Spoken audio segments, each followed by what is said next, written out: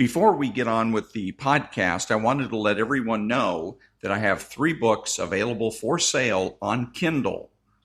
Recommended Reading for the True Conservative, Bad Democrat, and Evil Liberal. All of them available for $3.99. And now, on with the podcast.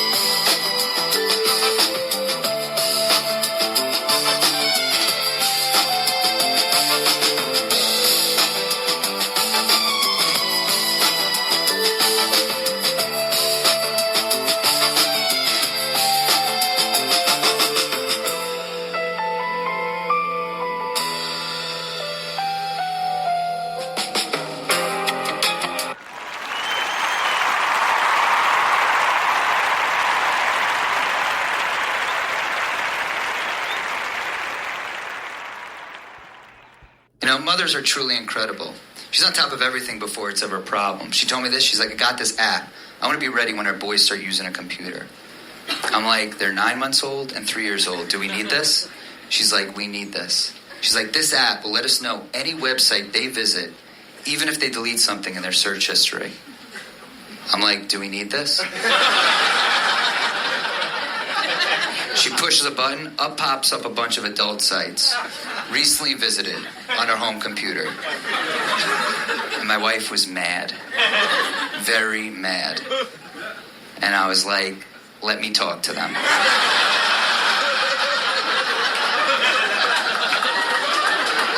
These kids are disgusting.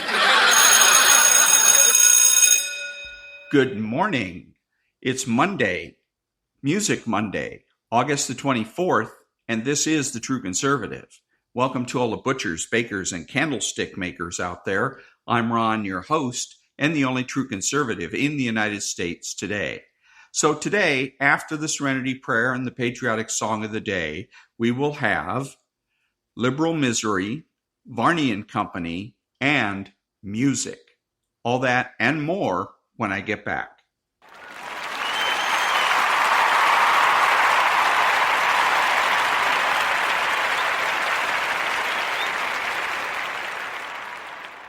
God, give us the grace to accept with serenity the things that cannot be changed, courage to change the things which should be changed, and the wisdom to distinguish the one from the other. Living one day at a time, enjoying one moment at a time, accepting hardship as a pathway to peace, taking, as Jesus did, this sinful world as it is, not as I would have it, trusting that you will make all things right if I surrender to your will, so that I may be reasonably happy in this life and supremely happy with you forever in the next. Amen.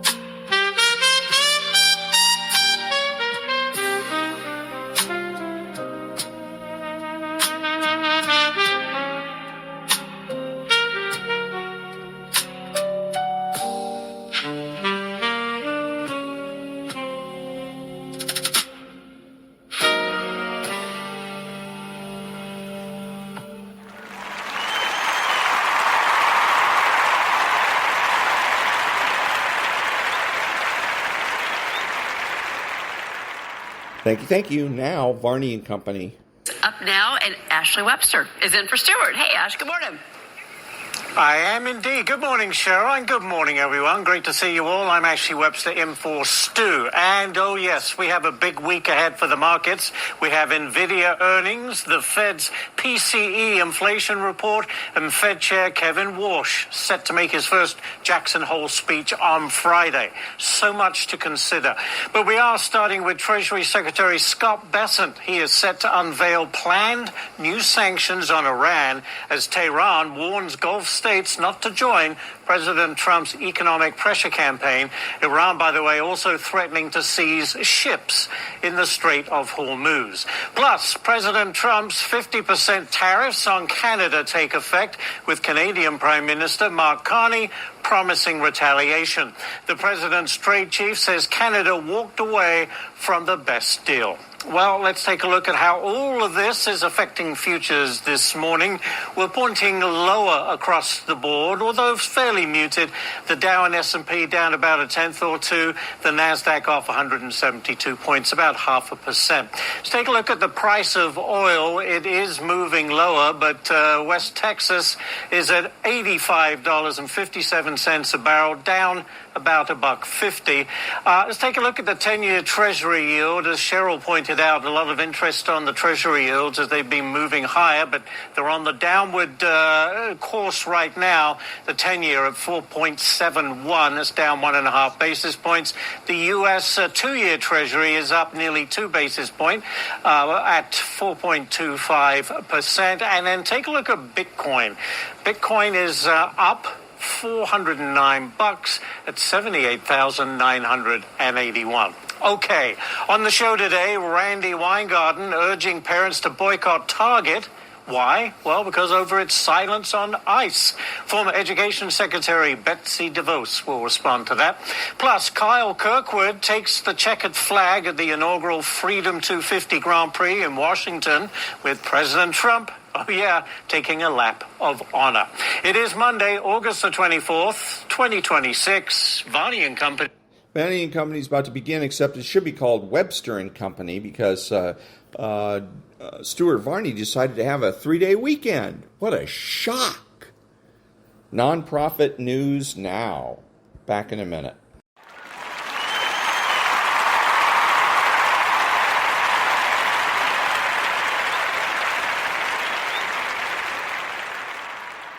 Thank you. You know, life is complicated. People are complicated, and human relationships are really complicated.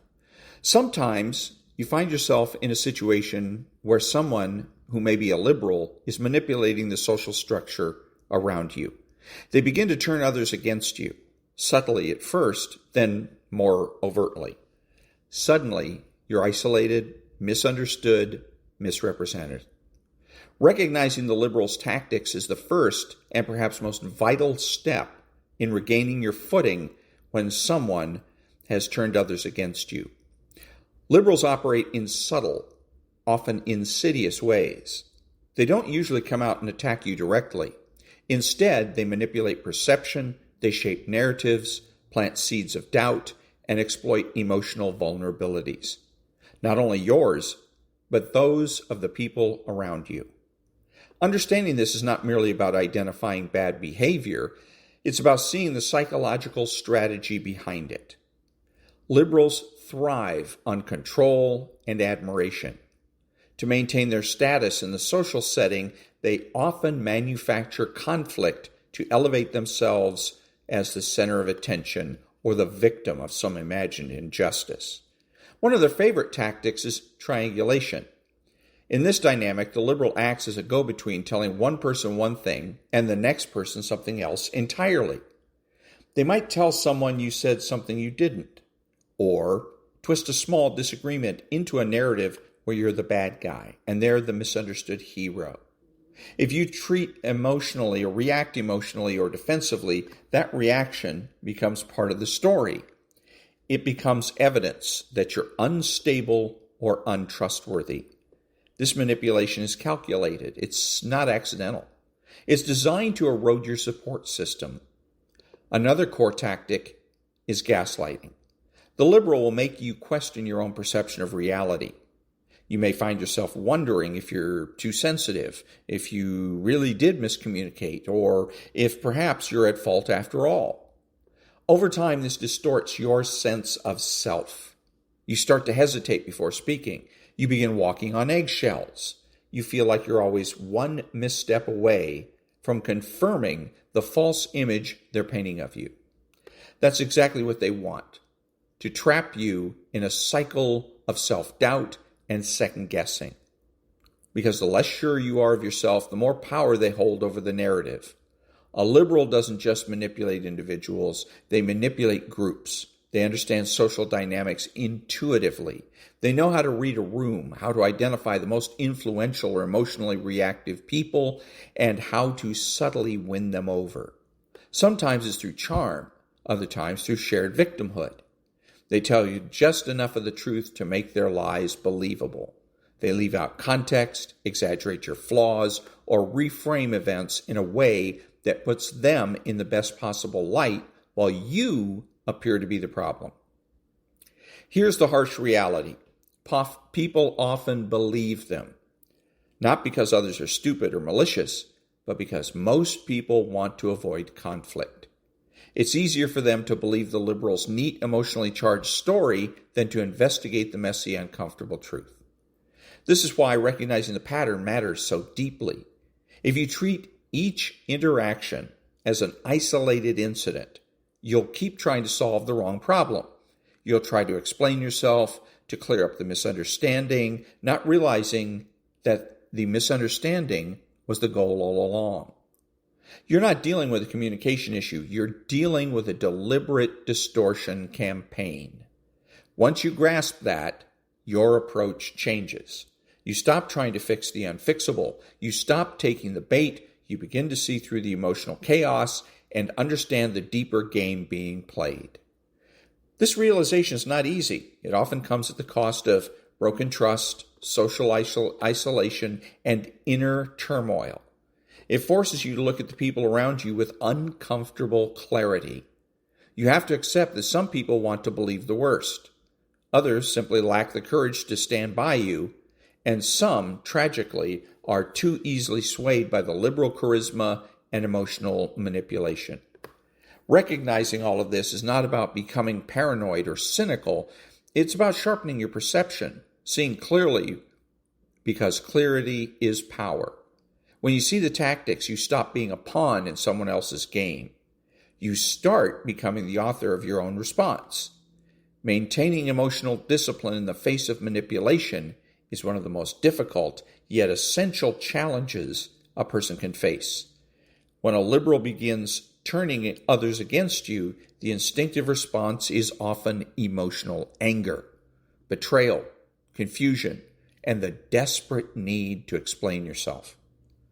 These are all natural reactions, but they are precisely the responses that can deepen the damage if not managed carefully.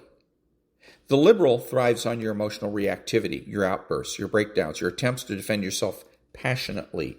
These all become ammunition for their narrative. Emotional discipline, therefore, is not weakness or suppression. It is strategic strength. When you're under social attack, your nervous system is activated. You might feel like you're under siege, and in a sense, you are. Your reputation, your relationships, even your identity are being challenged. The human brain is wired to react to such threats with intensity. This is especially true when the threat comes from the betrayal by someone close or trusted. But here's the danger. When you react from that heightened emotional state, you often validate the very accusations being leveled against you. If the liberal has painted you as a volatile, insecure, or irrational person, then any overly emotional reaction you display becomes proof in the eyes of onlookers. Your emotional honesty is used as a weapon against you. That's the trap. Emotional discipline means stepping back from the chaos, even when every part of you wants to charge forward. It means allowing yourself to feel deeply without letting those feelings dictate your actions. You don't suppress emotion, you regulate it. That distinction is crucial. Emotional regulation allows you to remain grounded in reality when everything around you feels unstable. It lets you speak with clarity, act with intention, and protect your integrity without losing your center.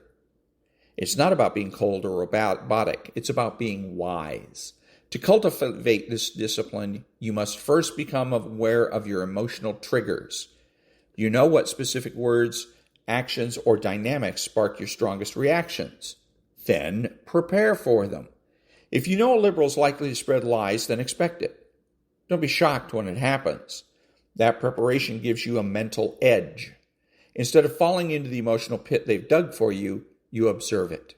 You step around it. You think 3 moves ahead. This is psychological warfare, and your calmness is your shield. Mindfulness practices, journaling, breathing techniques, these are not just self-help cliches. They're tactical tools. They help you create space between stimulus and response. That space is where your power lies, and in that space you decide whether to speak or stay silent, whether to correct the narrative or let it collapse under its own contradictions. The narcissist wants you emotionally entangled. They want you to be unpredictable, desperate, reactive, because then you're controllable. But when you remain composed, you become unpredictable to them, and that unnerves them more than anything else. Emotional discipline also extends to how you talk about the situation. Be careful not to vent to everyone or seek validation from those who are already under the liberal's influence. Every conversation becomes a potential liability if you let emotion override discernment. Choose your confidence wisely. Speak from clarity, not from pain. The goal isn't to rally people to your side. That's the liberal's game. Your goal is to act in such a way that your truth becomes undeniable over time. Understand this. Emotional discipline is not about denial or passivity. It's about restraint for a purpose. It's about protecting your energy, conserving your dignity, and playing the long game. You're not giving up the fight. You're just refusing to fight on their terms. That distinction matters. Staying true to your values when a liberal turns people against you is not just a matter of ethics. It's a matter of survival.